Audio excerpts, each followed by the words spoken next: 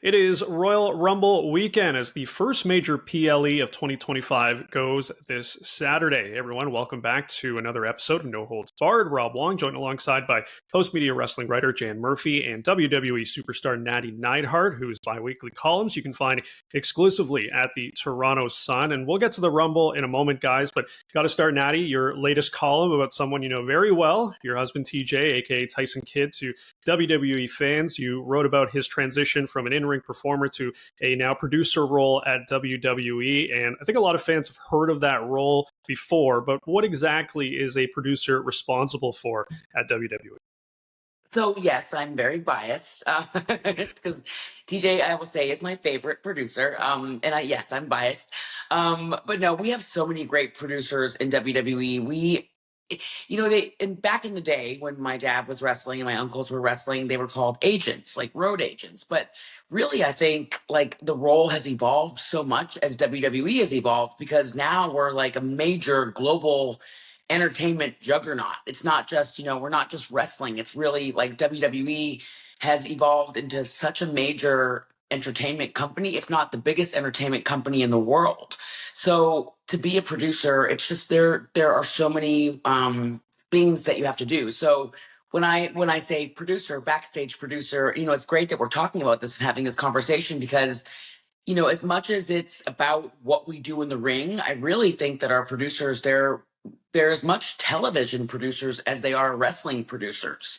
Their role, in my opinion, it's not to be a wrestling coach. It's not to be somebody that's gonna, for example, teach a superstar how to wrestle that afternoon sort of thing, because that's not what WWE is. But the producers, they help make television run seamlessly. They are the liaison between the people behind the scenes and the people that are in the ring. And they're helping direct traffic. They're helping make a seamless, flawless performance. They're directing messages and passing along messages. And, with what we do as far as everything in WWE, it's entertainment. So they have such a massive role. They're usually the first people at the building for the shows, and they're usually the last people to leave. And they just have so many responsibilities. And granted, pretty much every producer that we have in WWE, all of them, at one point they were talent themselves, which is awesome because to know exactly how to do the job, to have been a former wrestler, a former performer, it helps so much because you can really put yourself in the shoes of the talent and go, okay, this I understand, or I have this certain empathy for this person, or I've been through that situation, or I know what it's like to get my time cut if somebody goes heavy before me. The producers just have so many responsibilities, but their main job, in my opinion, is to help make sure that what you are watching on TV, it really, really comes to life in the best possible way. So they're helping us tell the best possible stories that we can. And I think personally, I think the producers have the hardest jobs in all of WWE because sometimes it's thankless. They're not always getting the action figure. They're not always getting to be in a video game. They're not always getting the pat on the back when you see an incredible match on TV. Yes, the performers are amazing. Yes, myself, the wrestlers, the people that are in the ring, the superstars that you see in WWE, yeah, they're amazing. But there's just so many people behind the scenes, like our producers, that help make it all come together. And they help bring it to life, and they create such a great support system for us to be able to go out there and do what we do. Nattie, I think the piece covered a lot and talked a lot about the transition for TJ from performer to producer. But I think the one that most people were asking you also addressed was how difficult was it to not get back in the ring as TJ has gotten healthier over time and in arguably the best shape of his life, and to take that passion that he had for doing it himself and help others do it. I mean, that's a great point, and it's a great question because it was hard for TJ initially. That transition from he went from being a wrestler since he was 15 years old. TJ had his very first match in WWE when he was 15, and he went from dedicating his entire life to it to all of a sudden having to make this radical shift because he could no longer do it. It was sort of something that was just, a very fast, quick, abrupt adjustment. And when you look at the nature of the industry in general, a lot of times people don't, wrestlers, talent, superstars in WWE, they don't choose to just go, you know what, I think I'm just going to wrap it up and not wrestle anymore. Usually that doesn't happen. Usually they aren't all, most people aren't given the choice. They either run their course in whatever company they're in, or they have a medical situation, whether it's wear and tear on their body, or they just get older and they can't do it anymore. And in TJ's case, he was in his mid 30s and he couldn't be medically cleared. So it was very, very hard for him at first because he didn't know exactly where he fit in. He didn't know what his identity was outside of the ring. So it was, not sugarcoating it. It was a huge adjustment for TJ. But I think that TJ was always destined to one day be a producer because he's always had the mindset for it. I think being a producer also requires being a huge student of the game. And that means, TJ has been a fan of wrestling, from every different promotion, but especially WWE. He's been a fan his entire life. So it helped make that transition easier because, for example, with a lot of our matches with the girls, because TJ produces a lot of the women's matches, TJ can say, hey, this actually was this is a great idea that Bret Hart and Mr. Perfect had from their match at SummerSlam. Why don't we try to implement something like this? Or here's something that worked really, really well for, Shawn Michaels and Undertaker, and then he'll reference this match. Or, there's a little, throwback to an Eddie Guerrero moment, or TJ will say, since, Chelsea Green's in the role of a villain tonight, that's her role, even though we all love Chelsea. He'll reference lovable villains, and you think about Eddie Guerrero, and you think about people, he knows, when you think of, he knows how to reference the best and then bring what's old back into the mix today, because it's just, that's part of being a student of the game. And really loving it. So he's just such a student of the game. And as hard as it was for him, he's done a great job of adjusting. And there was a point, and I think I mentioned it in the article. Uh, I'm sure I mentioned it because I wrote the article, that TJ wanted to come back and do a Royal Rumble. And I didn't go into great detail about it, but he really, really wanted to do a Rumble because he was like, okay, it's not as physical. I can just get thrown over the top rope. I might not have to take a big bump per se, because that was what he wasn't allowed to do. His injury was a spinal injury. His C1, C2 vertebrae were refused. So he didn't have that range of motion in his neck. He only has like 50% of that range of motion. So he can't take a bump. That's why he can't get cleared. So he was thinking, well, maybe I could just do a Rumble where I just get thrown over the top rope. But then when TJ started to talk about it with upper management, he started to think in his own mind, but what's the point if I can't go back and be the same Tyson Kidd that everybody remembered? There's no point for me to go back and tease myself and tease the audience and stir up all these emotions about me wanting to do it again and feeling the roar of the crowd. And it's just it's a slippery slope. Yeah. And so he decided that he needed to make, peace with it. And he has. And I think that it's just very, very hard for some people to do that. But TJ, I feel like he loves it. And I feel like there are probably times that he misses it, but he knows 100% in his heart that he's never going to do it again. Well, it's a great read, a lot of great insights, of course, and just really cool to hear about a topic that you really don't get to hear about too often when it comes to the industry, of course. So as I mentioned, Royal Rumble set to go this weekend from Lucas Oil Stadium in Indianapolis, and I thought it'd be a great time to talk about some of our favorite Royal Rumble memories. We'll start with you, Jan. When you take a look back at the history of this event, I mean, there's just so many cool moments and situations throughout the years. What stands out to you when you think back? Boy, that's tough. It's a tough question. Two for me that I thought of today, just off the top. I was at 2017, the only Rumble I've been to live for AJ Styles' debut. Very special trip. So being there, got to see Gorilla during that trip. They were doing a lot of stuff with media at that time. So that one really jumps out. And Styles coming over was such a big deal at the time. And I think my favorite thing that they've ever done during the Rumble was the Faces of Foley, the three Faces of Foley, having Mick enter the Rumble three times as all three characters. That is was so good. Brilliant. was brilliance. So And brilliant. for me, those are two that sort of stood out among so many great memories. All right, so Nattie, you've been in a lot of Royal Rumbles yourself. What are your favorite memories, whether it's in ring or just watching as a fan? Okay, so I've been in all the women's Royal Rumbles, and if I'm in this year, it'll be 8. But they've all been so special to me, and being a part of I think Liv and I will actually be tied. Right now, Liv and I are tied as being the 2 women that have been in all of them. But they're all really special to me. Being a part of the very first women's Royal Rumble, I think, was the most special. Because Beth Phoenix was in it, and we just had such a special moment together. She really, really wanted to have a moment with me. So what we did in the very first Women's Royal Rumble was really like Beth wanting that for me. And it was shocking because, of course, people were surprised when I eliminated her.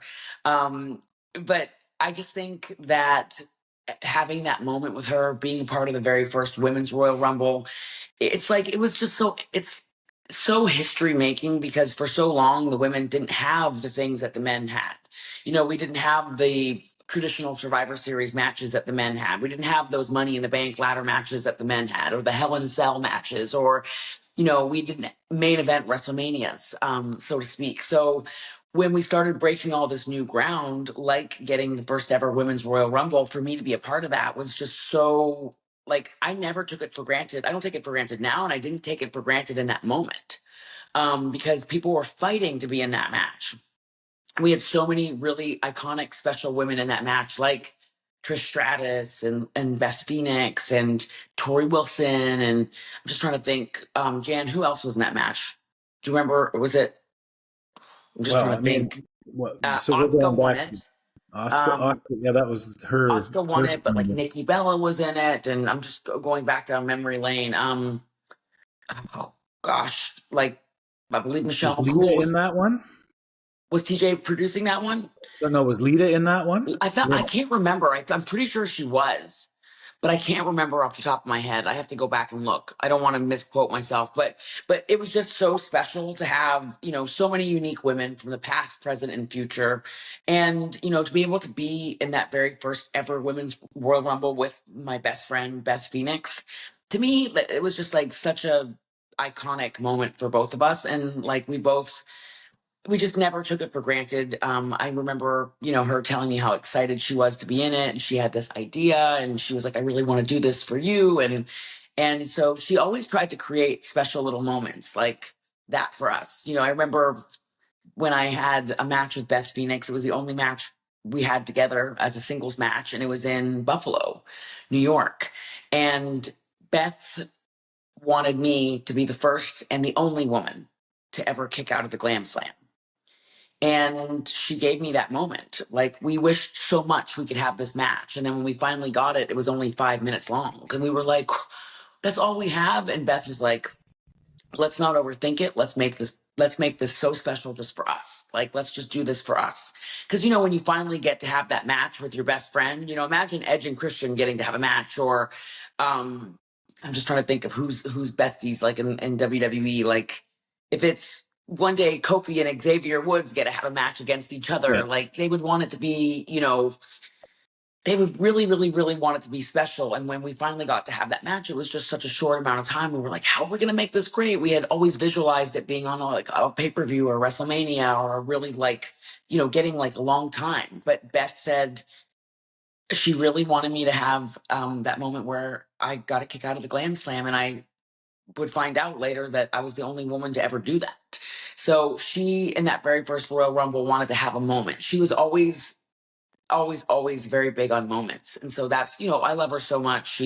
She's been my best friend in and out of the ring for my entire wrestling career in WWE. And I think that's why the first Royal Rumble was so special to me, was because of her, because she was just very big on us having moments that we could remember for the rest of our lives. And when I think back on the best moments of my career, like that first Women's Royal Rumble, or the time that Beth and I tag team at WrestleMania, the year my dad got inducted, I just think, it wasn't always about winning the match. It wasn't about winning the championships. It was about the bonds that you make with the people that mean the most to you. And those are the moments, those are the things that stay with me. So those are the things that are real. I recall, I don't recall everyone in that match, but I recall that match being considered the show stealer, better than the men's Rumble that year. I Oh do yeah. recall that. I do recall Yeah. that. The girls, I will say, and I'm biased, but I think the girls, we always steal the show. You know, we work so hard to the girls. I find we always work on the like we really focus in on the littlest details. And when you think about everybody's personalities and their characters, and you've got, you know, like my history and my lineage, especially being in WWE for as long as I've been in, then you look at somebody like Tiffany, for example. Like I love the stuff between Tiffany and Bianca with the ponytail. I remember watching Tiffany pull Bianca's ponytail in the Royal Rumble thinking Bianca's going to literally lose her damn ponytail in this match because Tiffany's pulling it so hard. And I like, there's just so many fun little moments like with Casey Catanzaro, you know, like walking on her hands, or think about Naomi. I feel like Naomi. Naomi and Kofi always have the coolest ways to dodge getting eliminated. Like, and I think that they always kind of like people have come to expect crazy things from them, you know, in the Rumble. So I'm excited to like, you know, see Naomi in the Rumble. I'm excited to see like what surprises there are for the Rumble. And of course, legends coming back. I know Michelle McCool talked about wanting to be in the Women's Royal Rumble. So to me, like that would be awesome to get to see Michelle or Layla come back in the Rumble, or, you know, of course, you know, I just love like when the women of the past are celebrated, like Molly Holly. Molly was in a women's Royal Rumble a few years ago. I can't remember Yep. exactly which one it was, but it was just cool seeing her come back and do stuff. Of course, Trish has been in a few, and who else? Tori Wilson. I love Tori Wilson. Yeah. Lita. Is there a woman that you guys want to see come back and do the Rumble that hasn't been in it, like a legend? Has Vicky Guerrero been back at all? She hasn't. Vicky would I would be. love to have Vicky. You know what? I would love to see Vicky come back and manage Dom the same way I'd like to see Kurt Angle come back and manage the Alpha folks. Yeah, Gable, Chad Gable. Like, take my money. Vicky managing Dom would be epic, and that I could totally see that happening. That would listen. This is fantasy booking right now. Sure is. But no, that would be so. Vicky would be hilarious. You know who else I would love to see in the Women's Royal Rumble is Jazz. Yes. I would love to see Jazz in the Women's Royal Rumble. I feel like Jazz is very much an unsung hero of the women's division back in her day when, you know, the women were just sort of breaking ground. And, you know, I had a great conversation with Jazz actually at an NWA show. She works with NWA and up and coming talent that are kind of getting their feet wet and breaking into the industry. And some of them are very, very talented. And so she works with a lot of the women in NWA. I know she just did a TNA show as well the other day, but we had a really great conversation. And I just told her, I was like, you are such an unsung hero in the women's division for that time, because when you look at some of the greats that have come out of the Attitude Era, like Trish Stratus, like Lita, like Molly Holly, like Victoria, you know, we don't talk about somebody like Jazz enough. You know, she may not have been in WWE for a very long time, but when she was in WWE, she really was backbone of that women's division. She helped a lot of women have really epic moments.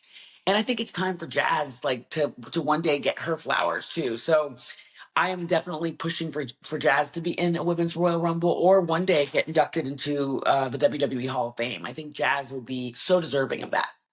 Yeah, give me a Stephanie McMahon as well. Give me a Stephanie appearance in the Rumble. Stephanie would be amazing to have. Listen, I would absolutely love to wrestle Stephanie McMahon. To me, that's like on my bucket list of dream matches. And I saw Stephanie at the Netflix premiere, the very first night we did the Netflix show. She was backstage. She looks better than she's ever looked. She's in the best shape of her life. She's reverse aging like J-Lo. And I told her she's got a pair of wrestling boots. I'm ready to go.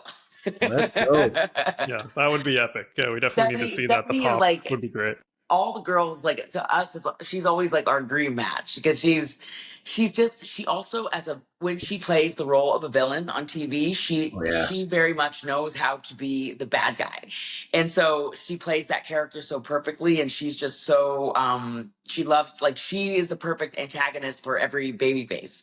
But she's also just like, she's a great person. She's somebody that the girls, when I saw her, like, she just always makes time for us. She saw me in the hallway. She had a million people surrounding her and trying to talk to her. And she just like made so much time for me and just made me feel so warm and like welcome and invited and loved. That's the Stephanie that I love. She's a great person. And yes, we are inviting Stephanie to be in the Women's Royal Rumble, Yes. and Stephanie for the Hall of Fame, and Stephanie, I'm challenging you to a match. Well, we can't wait to see what surprises are in store for this weekend's Royal Rumble. Should be epic as always. For Nattie Neidhart and Jan Murphy, I'm Rob Wong. Thanks for watching, and we'll talk to you next week. Okay.